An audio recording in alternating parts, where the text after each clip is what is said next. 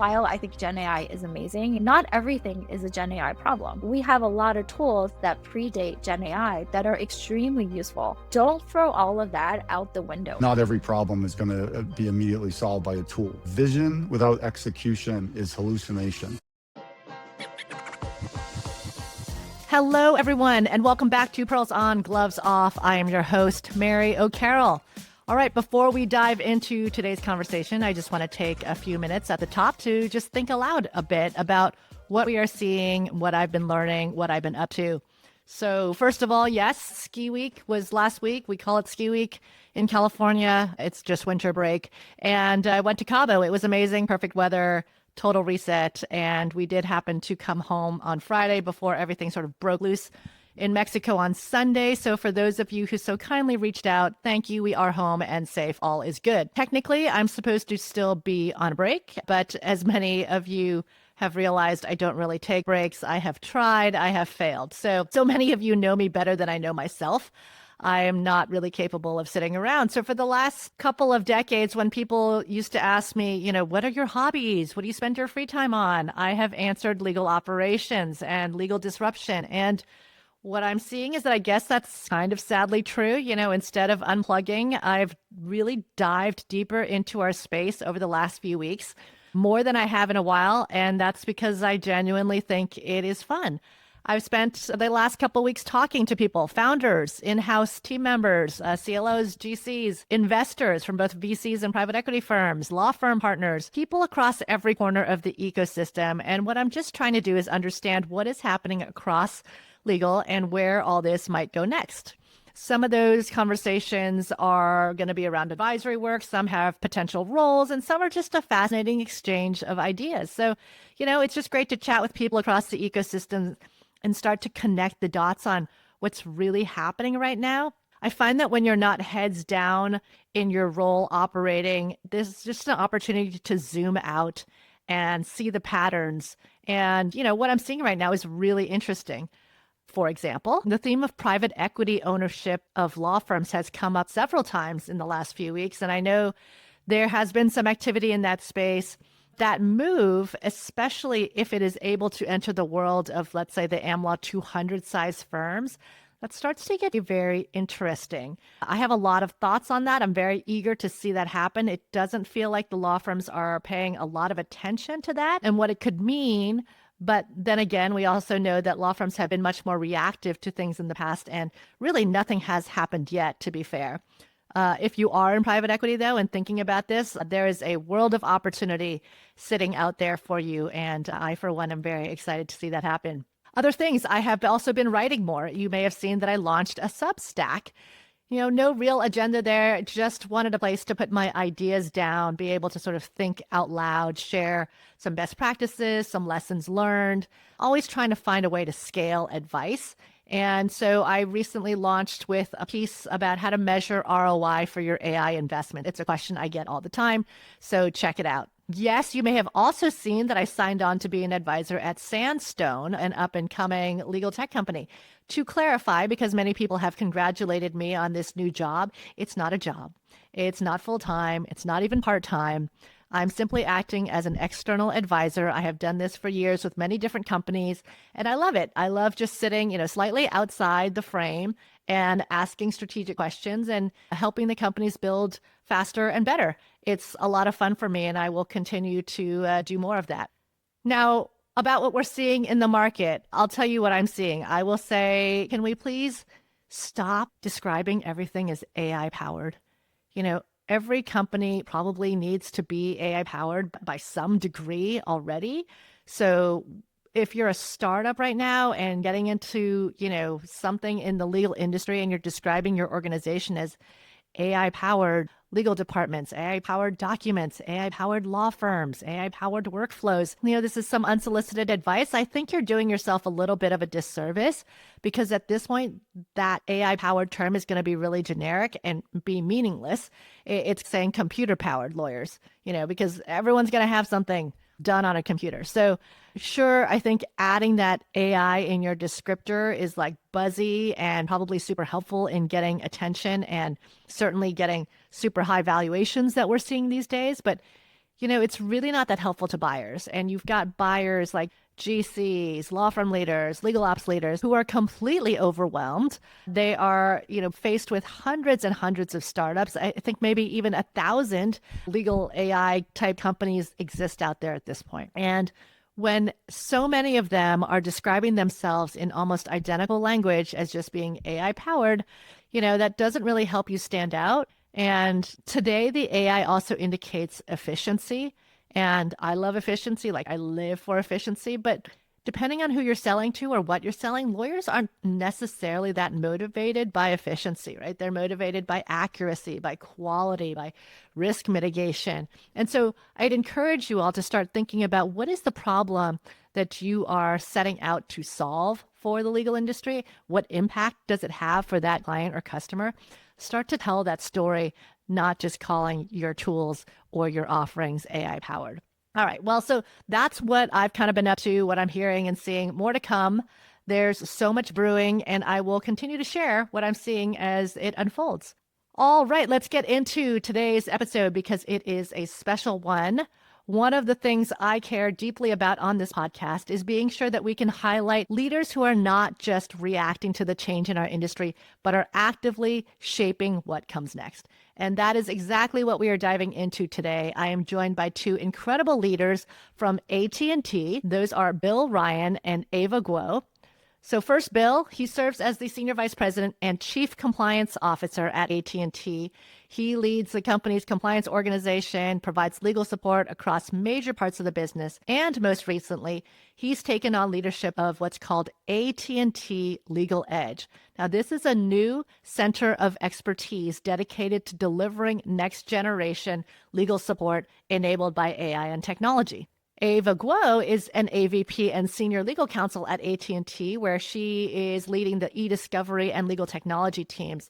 But today, she's also part of the leadership team behind Legal Edge, and they are really focused on an AI-first approach to scaling high-quality legal services. What makes this conversation so fun and so compelling is that Legal Edge isn't just a tech project or initiative.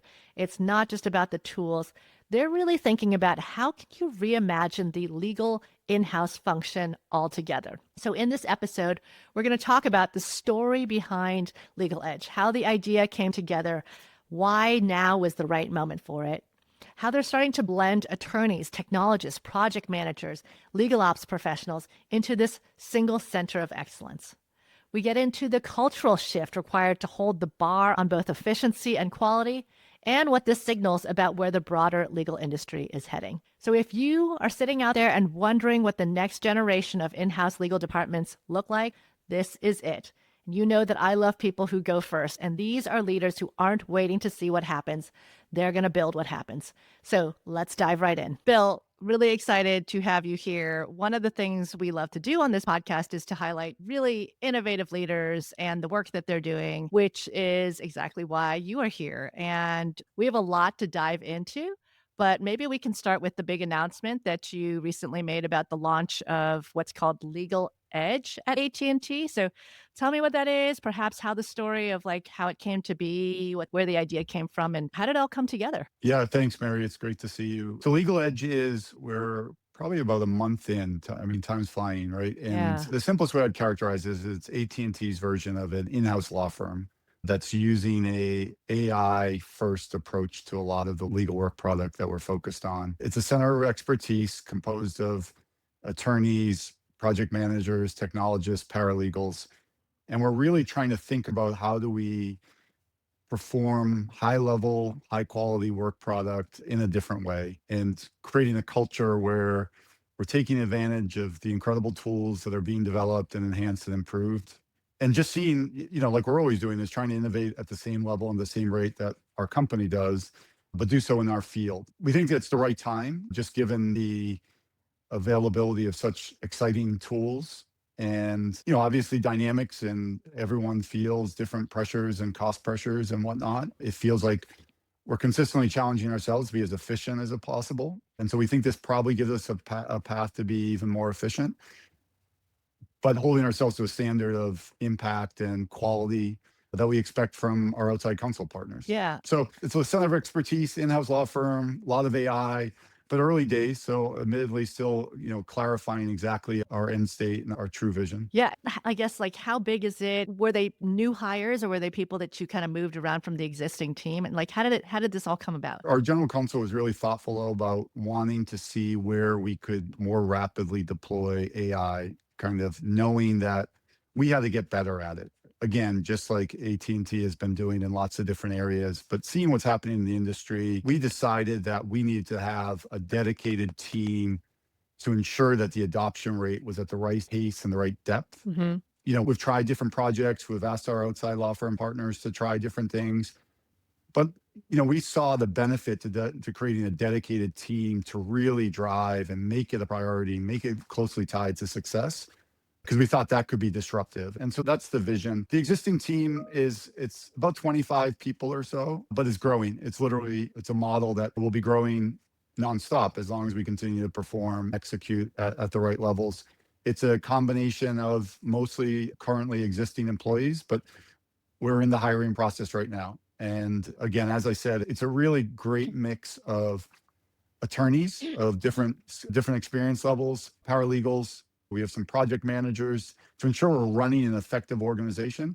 And then we have some technologists, and they're really focused on adapting our tools, assessing, evaluating our tools, and then keeping an eye on future tools. So we're ready to move to the next great tool when it becomes available. That's fascinating. It's so interesting to have a captive law firm dedicated to yourselves. When I was at Google many years ago, we had so much legal work that at some point we sort of joked like we should just buy a law firm. So it's kind of like what you're building internally.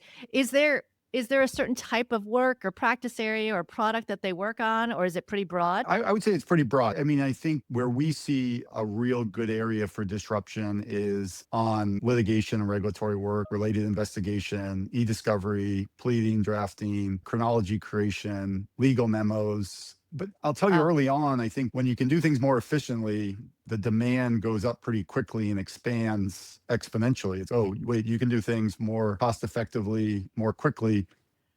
You end up getting a lot more asks than maybe we even anticipated, because people are like, wow, let's see what this can do. So the initial area of focus are those subject matters, but I think we're already seeing demand for a more expansive type of output. So then that's when we start adjusting and hiring and trying to upskill so we can be responsive to those requests. Oh, so many questions, so many questions. Are you hiring differently, like a profile of person or skill set than you would from your regular team? Yeah, I mean, we are thinking differently. We have a post out right now for attorneys, and we reference, that we're looking at even recent law school graduates and junior associates. It's great if they have exposure to some of the AI tools. But like most of us, it's not a hard condition. It's just, the mindset of willingness to learn, evolve, do things differently is a really important characteristic. So it is. That's not the typical career path to the AT&T legal department historically. Yeah. Typically, we've taken people with more tenure. But again, you're trying to create a model. The firms are really good at what they do in terms of training and upskilling and creating work product.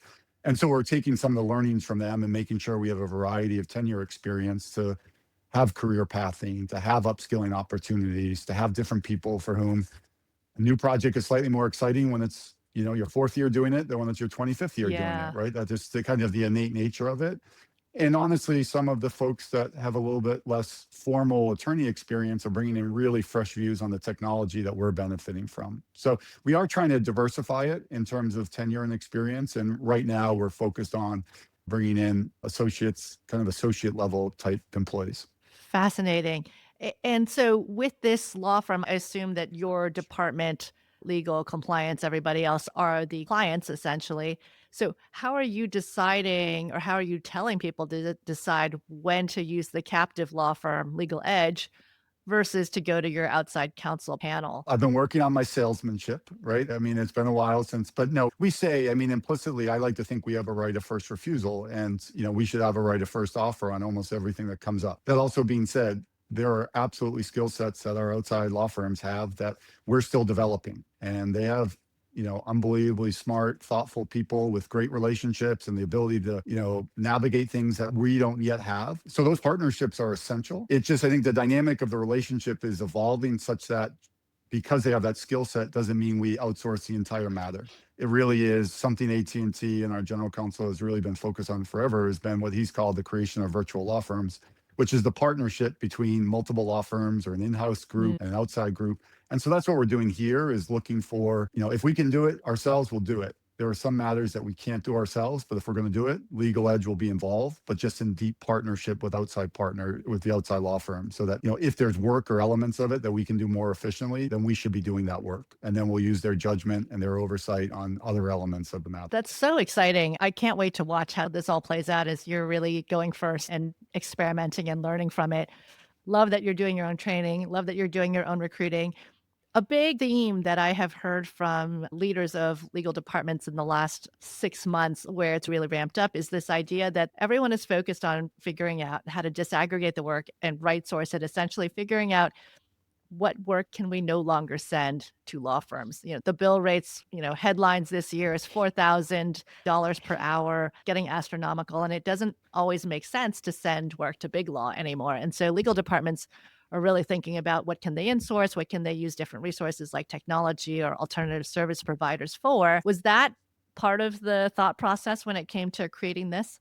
It was definitely one of the inputs. I mean, we've thought about that for a long time, that, we've tried really hard to be efficient in our allocation of what we do internally and what we outsource. And that's always been, I think, a key attribute of our team and our department.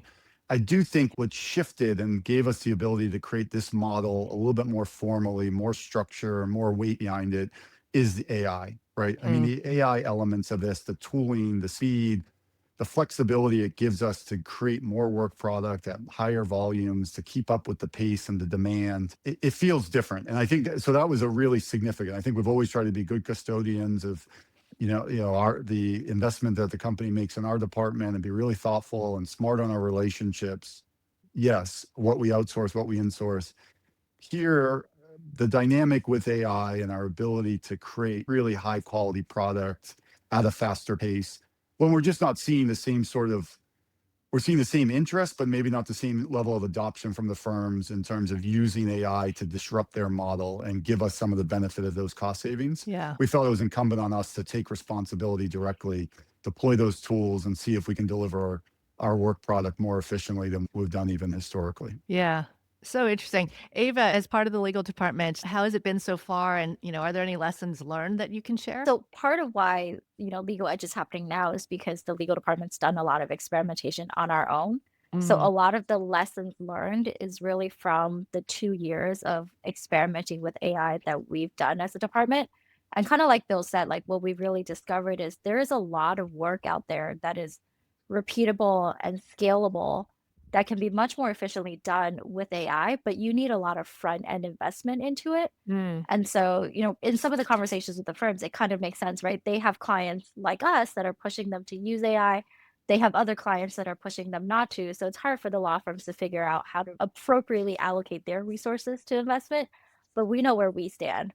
And so because of all these front end investments we've done and the man hours that we put into, testing with dead cases, right? Inactive matters where you're not really deploying AI when it's an unknown element on your live matters yet, but that takes hours and that takes resources. And so, one of the main lessons is you have to really put in a lot of front end time to get to where you need to be today.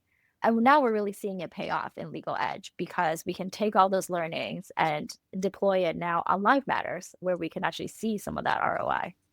Yeah. And how are you guys thinking about ROI kind of on that topic? Like, you've launched this big initiative, are you planning on trying to figure out if it's successful, and what does success look like for you down the road? I think we're still kind of thinking about that. Obviously, we hold ourselves to a really high standard, like great work product. Demand is a pretty good indication of success. And we have demanding clients within our department and within the company that are going to give us feedback immediately if it's living up to the expectations of their historic engagements or not.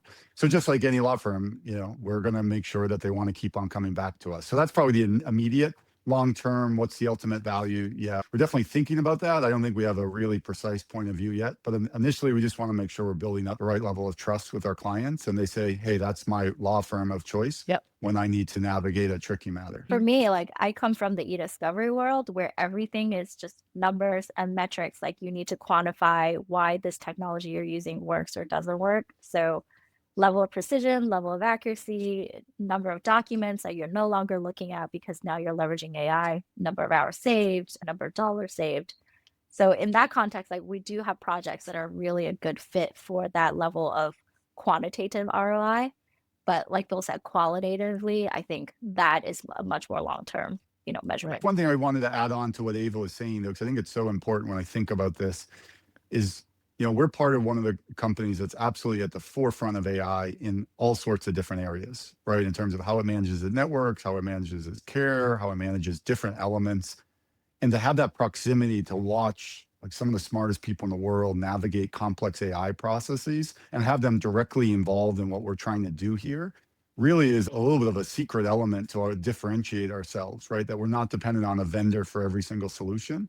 We have great partners, great vendors, but we can actually leverage all the AI expertise that AT&T is using across all different channels. And they're really invested in our success as well. So you have the weight of this huge, telecommunications company that's putting AI in almost every single aspect of its business model. And they're coming behind us and saying, okay, how can we help you be successful? So that's really exciting, right? Because you're going to consistently evolve at the same pace that the business world is evolving in the AI space. Yeah, that's fantastic. And the usage of it, hearing that the usage is going up and up on both sides is great. And for this team or for your teams generally, are you looking at utilization of your folks? Like, is there a billable hour component? Are they tracking their time? It varies depending on the position of the team, but we're trying to kind of hold ourselves to an accountability standard. I would say it's probably not quite as rigid as some of the historic law firm approaches to it, but we do have a tracking model in terms of people being, we want to look at that qualitative and quantitative ROI and how long is it taking to complete a matter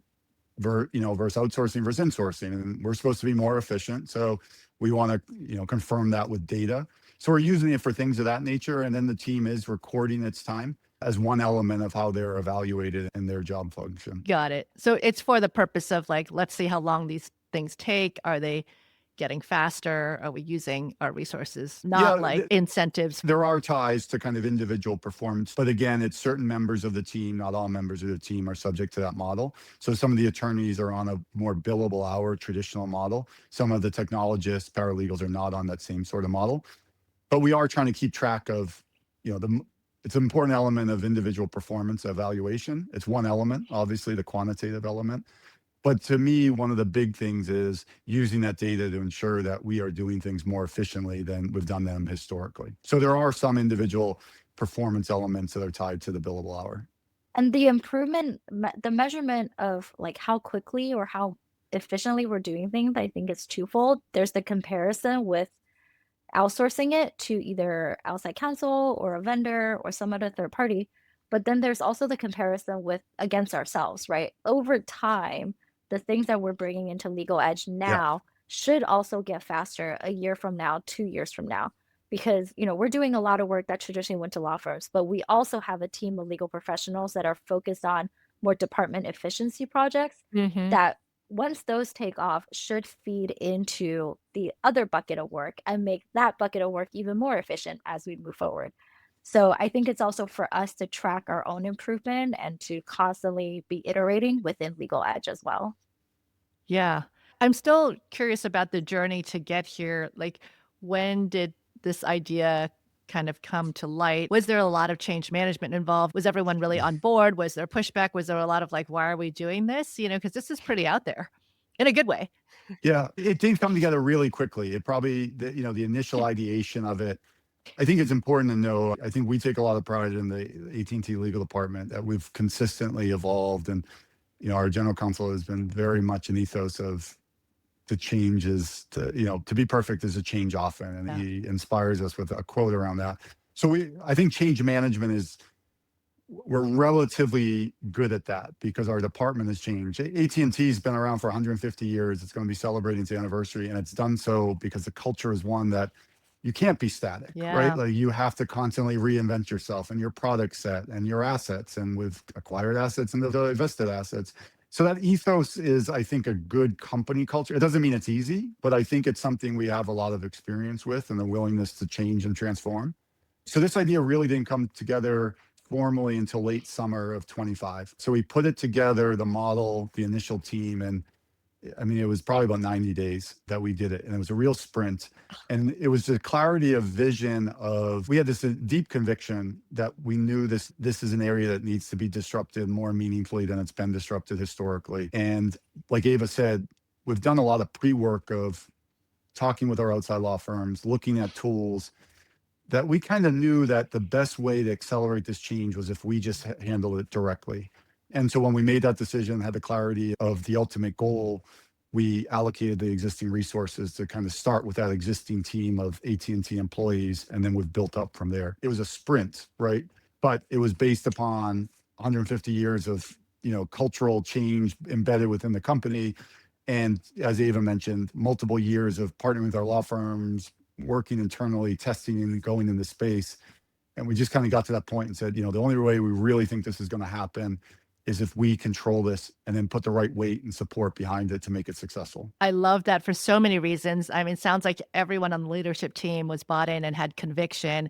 You knew this was the right thing to do, and you had strong leaders that were willing to kind of push and get it done. When we're in this world that we are in right now, it really does take that kind of like quick sprint action and not waiting for, all the answers and all the pilots and the tests to validate. I think in your mind, this is going to work, or you're going to do it in some way and learn from it and pivot and iterate as you go along. And that's just a really important new way of working that for an organization that's been around as long as yours has. That culture and mindset is really admirable. Yeah, I mean, as you said, it was a team effort, right? Like we needed a group of leaders and a lot of different partners within the company, with technology and HR, and then obviously our legal leadership was totally behind it. But people saw it and they're really supportive. And I think that's what we are. We're in that stage right now, is we have deep conviction that this is an area that needs to be disrupted. We're in a great position to do so. Yeah.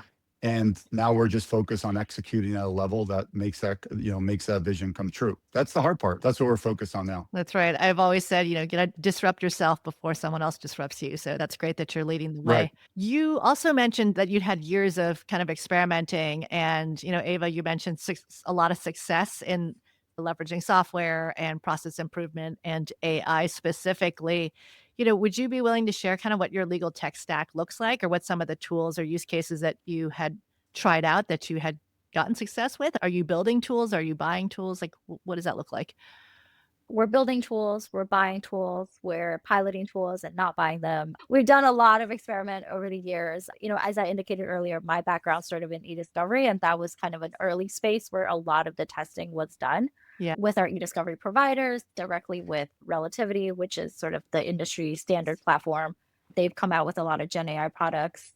And we've just done a lot of pilots like over the last 2 years. We do have a legal tech stack that we are now leveraging for Legal Edge, but I think that is constantly evolving. Like, we're assessing tools. We've added a couple of new ones for this year.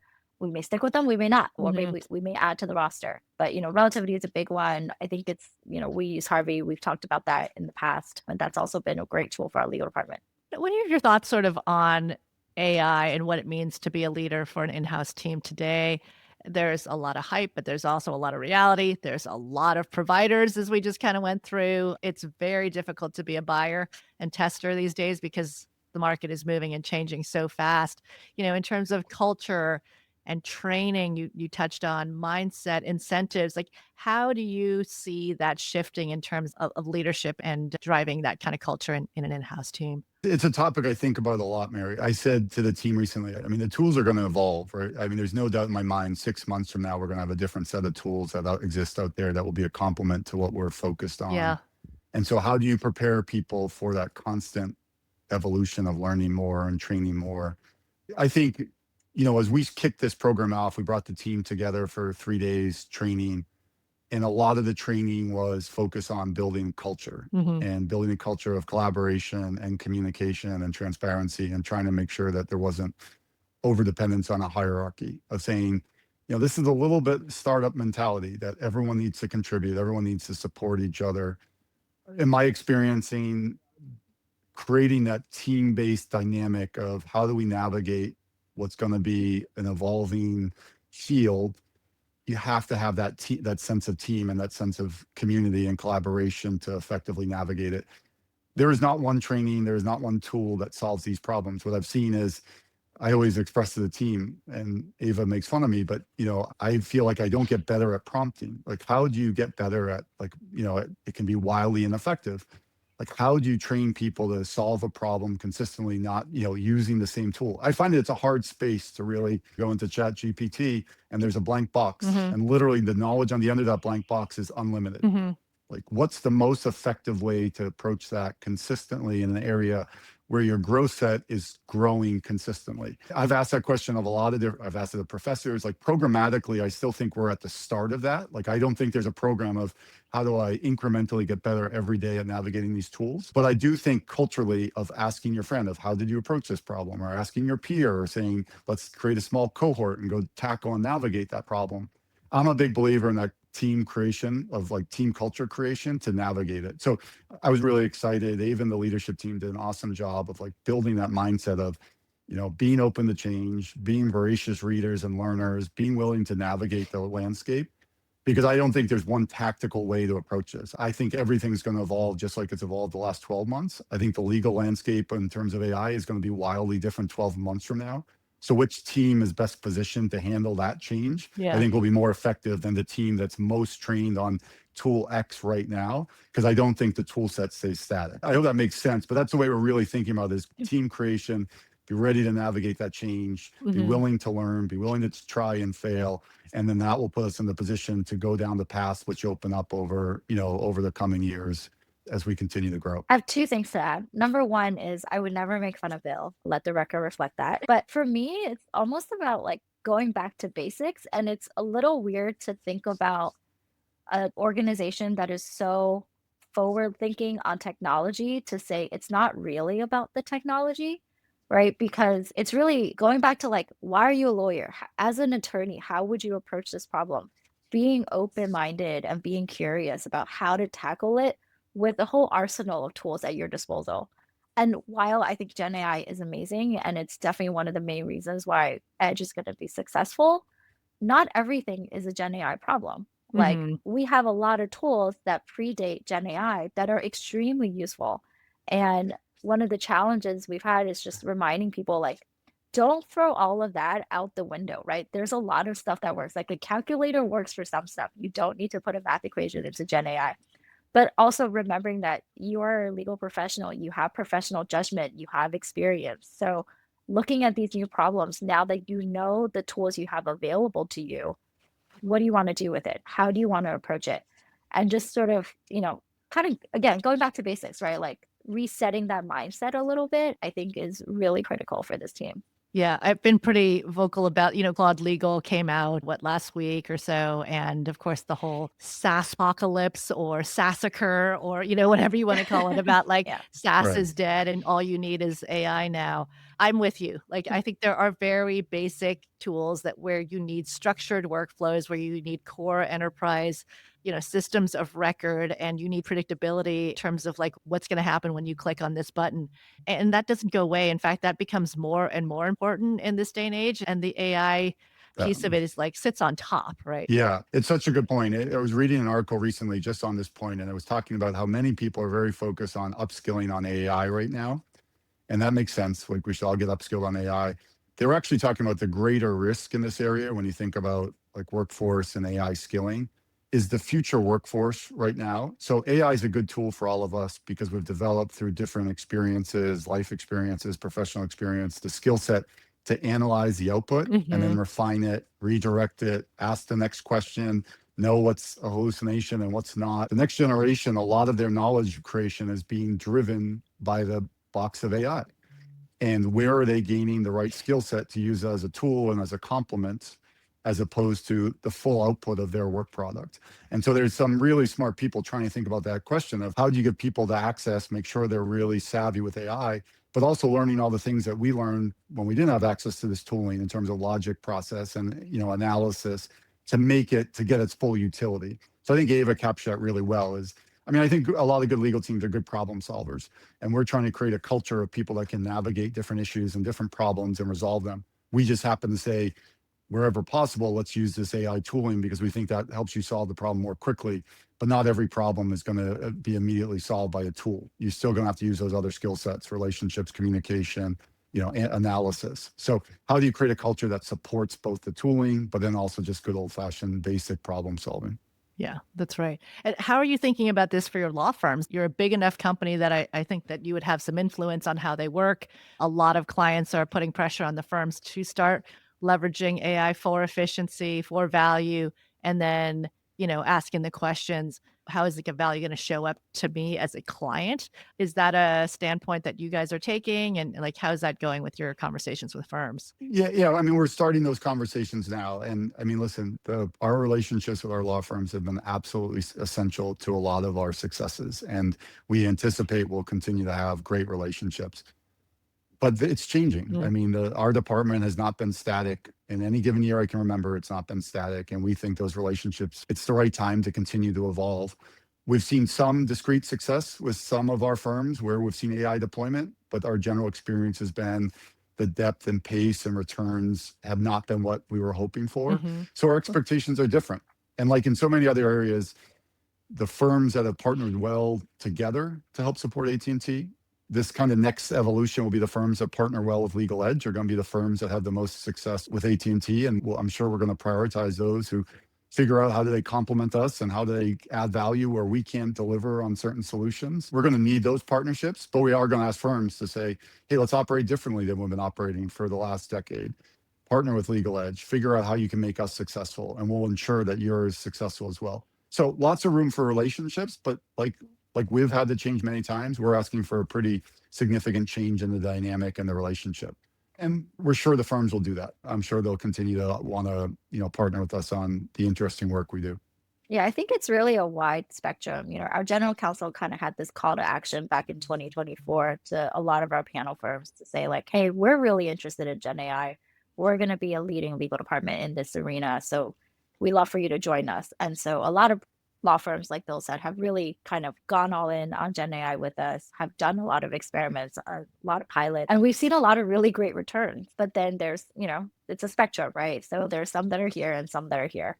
And that's also been a very illuminating experience. Yeah, I bet. What makes one feel more better to work with from that perspective? And like, what are the signs that are sort of the flags that they're not on board? I don't know if there's flags that they're not on board other than maybe silence. But for the ones on board, they're the ones that are like, what are you guys using? Like, we're piloting the same things. Oh, we don't have that instance yet. We don't have that tool yet, but you do. Let's experiment on yours. Let's just run some tests. People that are really diving in beyond the live matters that they're handling for us. Like, I've got this really great idea. Let's do some tests together. Yeah. Yeah, I think for me, it's an urgency issue. I mean, one of the cultural elements that we have is, again, even broadly at AT&T, is that constant desire to continue to evolve. And I think you see a spectrum, not just in output and communication. You just see a spectrum in a sense of urgency of how important it is. And I go back to launching this in 90 days. I mean, that's the way the world's operating now. We've, took a pretty massive pivot in our trajectory as a law department in 90 days. And we're building up a team and we're going to operate differently. I'm hoping that this sparks a little bit different sense of urgency from the firms that want to continue to partner with us.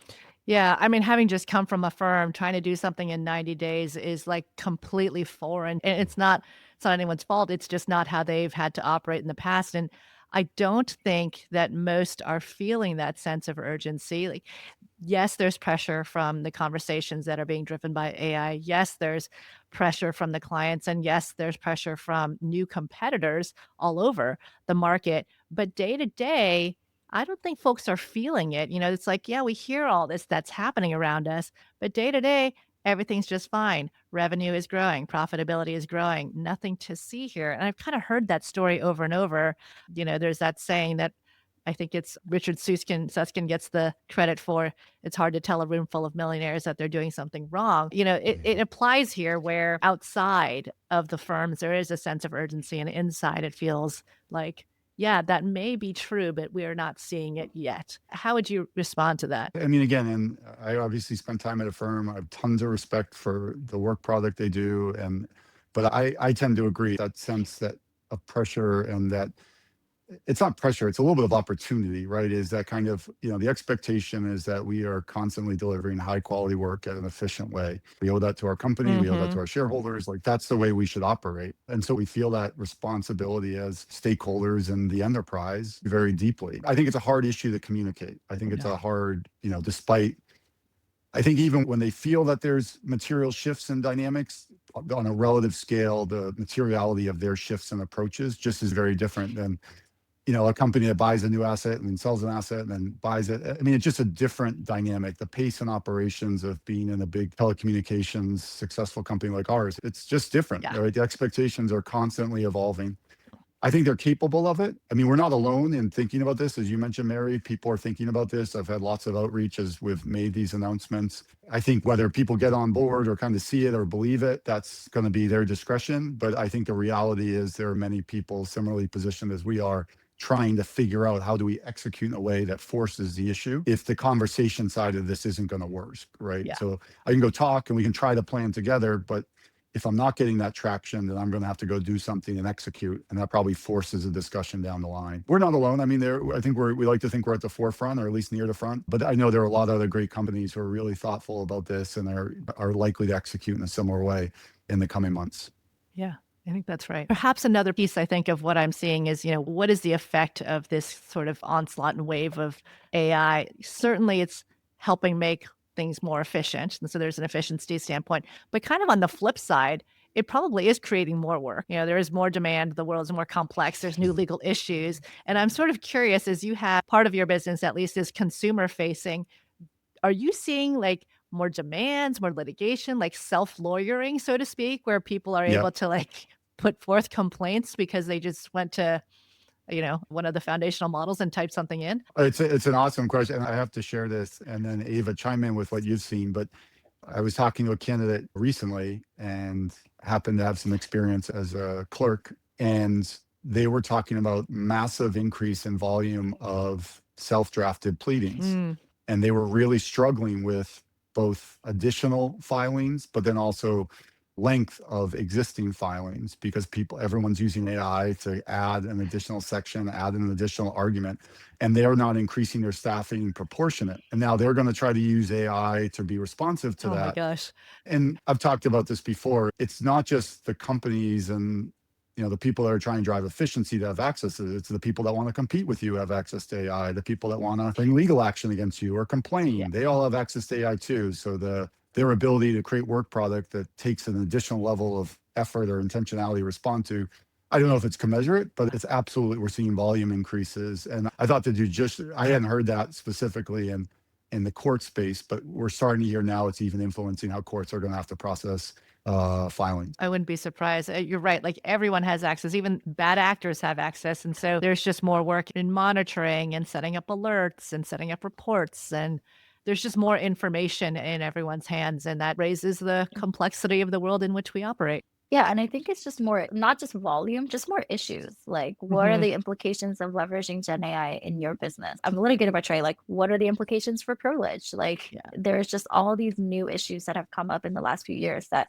no one really has an answer for, but we're all just kind of talking amongst ourselves and trying to figure it out. So with all this work and demand, I mean, it's sort of like, Bill, you said it earlier, it's like a nonstop spigot of information and you can keep going and getting more data. It's like all at everyone's fingertips in a very digestible way now. As a legal department or a compliance team, like how do you prioritize? How do you decide what matters when you have limited resources and you could be there all day, all night?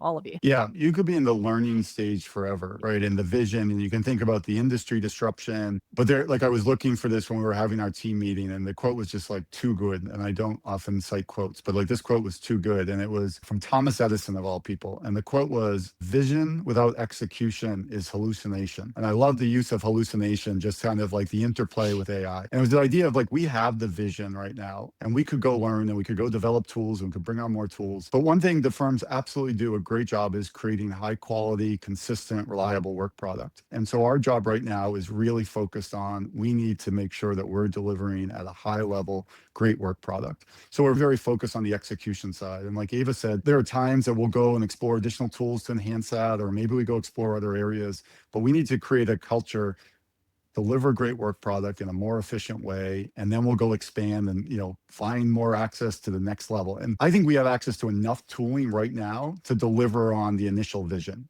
We can expand in the future, but we got to get really good at delivering high quality work product. And I think we are, but I would say that's how we're kind of prioritizing right this moment. Yeah, what I love about Legal Edge and what your edge is, or what your competitive advantage is as a law firm, is that you can create better quality because that group will know AT&T inside and out. You're able to share everything with them because they are part of their captive, right? And so there's no trade secrets you can't share. You can't share with the politics, the inner workings, all the things that are happening. And that makes them just much more integrated and embedded in the business, such that I think they would be just really well positioned to provide advice, counsel, and to create, the right types of work product. Completely. I mean, think about the body of knowledge of which we're building on, all the legal work product, all the legal memos we've drafted internally, all the data sets that's impossible to pick up and shift out externally. That all exists within our systems, right? So not only do we know the business and know how to get things done quickly in partnership with the business, we have our entire history that we're sitting on that you can quickly extract from, right? And that happens with the law firms and some of the firms we've had great multi-year relationships with, but it's very different, right? When you can pull from that and say, summarize every single legal memo we've drafted about topic X. And we have that, right? We have those sorts of things right at our fingertip to facilitate and expedite it. So this is where I just think we're really well positioned to drive this change at a pace that's different than relying solely upon the partnership with outside firms. Totally. And the age-old question of, how do you measure quality when it comes to legal work and legal service? I don't know anyone that has the right answer to that, but most times when you ask clients, there is some component of, how well do they understand our business? And so again, I just think that's just a great way to position this team for success. Yeah, I totally agree, Mary. I think it's a competitive advantage. It is. There's an efficiency in that, just both understanding what the core priorities are, understanding even the people that can help you facilitate information gathering. You're just cutting out multiple steps in it. And I think we're seeing that even in the first 30 days or so. Yeah. How to get stuff done, how to navigate the organization, right? The lingo, the history, the who's who. How to talk to people. Yeah. Yeah. Well, as we wrap up, I know that I can speak for everyone. We're all going to be watching and anticipating, how this all turns out. We wish you the best success. What does the next year or so look like in terms of what do you want to get out of it and what are you focused on next? Keeping pace with all the work that's coming in. We've been live for maybe less than 30 days. We've got more than, 60, 65 projects in the pipeline already. Everyone is also just working really hard already. So for me, my goal is just keep the trades running, make sure we deliver on the quality, on the efficiencies. I've got high hopes for this team. Ava said it perfectly. We're going to continue to build out this team, find where we can continue to enhance our personnel and, continue, as I kind of said at the start. I think the more excited our customers are with our work product, we'll have that validation. So building that trust early on, building those relationships, and then finding the right partners with our outside law firms that really want to see Legal Edge succeed, and figuring out how do we navigate that world going forward. Well, Bill and Ava, such a pleasure. We are rooting for you. We are excited for Legal Edge. And just a big thank you from all of us for being disruptors and for being willing to go first and try something like this. It's really exciting. Yeah, thanks. Mary, it was awesome to connect with you. Big fan here. First time caller, but a big fan. Great to see you. You too. Everyone, thanks so much for listening. All right.